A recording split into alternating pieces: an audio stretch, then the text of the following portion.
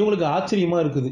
என்னடா நடக்குதுன்னு சாப்பிட்டு விட்டு முடிச்சுட்டு அப்புறம் நார்மல் மோடுக்கு வந்த பிறகு இவன் தான் சாப்பிட்டான்னு தெரிஞ்சதும் ஓடியாந்து கதவை சாத்திக்கிட்டாங்க. பேய் தான் கன்ஃபார்ம் பேய் தான். அந்த லெமனுக்குள்ள அந்த எலுமிச்சம் பழத்துக்குள்ள பேய் இருக்குங்கிறத எல்லாரும் புரிஞ்சுக்கிறாங்க. அந்த எலுமிச்சம் பழத்தை இங்க இருந்து எரிஞ்சிட்டா பிரச்சனை எல்லாம் சால்வ் ஆயிடும்னு நினைக்கிறாங்க. ஆனா ராத்திரி பண்ண வேணாம், காலையில பண்ணலாம்னு எல்லாரும் பயப்பட ஐடிக்காரன் சரின்னு ஒத்துக்கிறான். காலையில எந்திரிச்சதும் ஒரு ஜாருக்குள்ள அந்த எலுமிச்சம் பழத்தை தூக்கி போட்டு எங்கேயாவது போய் வீசி எறிஞ்சிட்டு வரேன் அப்படின்னு கிளம்பிடுறான். இவன் இந்த பக்கம் கிளம்ப நம்ம பசங்க ஓகே, ரொம்ப நாளைக்கு அப்புறம் இன்னைக்கு நல்லா சாப்பிட போறோம், விதவிதமா சமைக்க ஆரம்பிச்சிட்டாங்க.